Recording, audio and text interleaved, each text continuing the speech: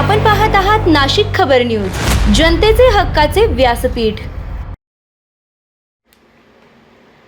नाशिक विधान परिषद निवडणुकीत दुपारी 12 वाजेपर्यंत 9.85% मतदान, 619 पैकी 61 मतदारांनी बजावला हक्क।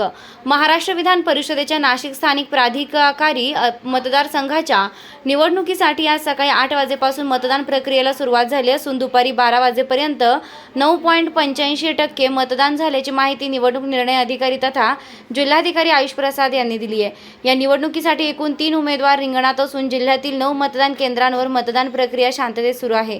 दुपारी 12 वाजेपर्यंत एकूण 619 मतदारांपैकी 61 मतदारांनी आपल्या मतदानाचा हक्क बजावला आहे। मतदान प्रक्रिया सुरळीत आणि पारदर्शक पद्धतीने पार पाडावी यासाठी सर्व मतदान केंद्रांवर कडक पोलीस बंदोबस्त तैनात करण्यात आला आहे। तसेच निवडणूक निरीक्षक मिलिंद शंभरकर यांनी नाशिक तहसील कार्यालय आणि चांदवड तहसील कार्यालयातील मतदान केंद्रांना भेट देऊन मतदान व्यवस्थेची पाहणी केली। यावेळी सार्वजनिक बांधकाम विभागाचे कार्यकारी अभियंता नवनाथ सोनवणे उपस्थित होते। दरम्यान सायंकाळपर्यंत मतदानाची टक्केवारी वाढण्याची शक्यता असून प्रशासनाकडून मतदान प्रक्रिया सुरळीतपणे पार पाडण्यासाठी सर्व आवश्यक उपाययोजना करण्यात आल्या आहेत। नाशिक खबर न्यूजसाठी संजय परदेशी।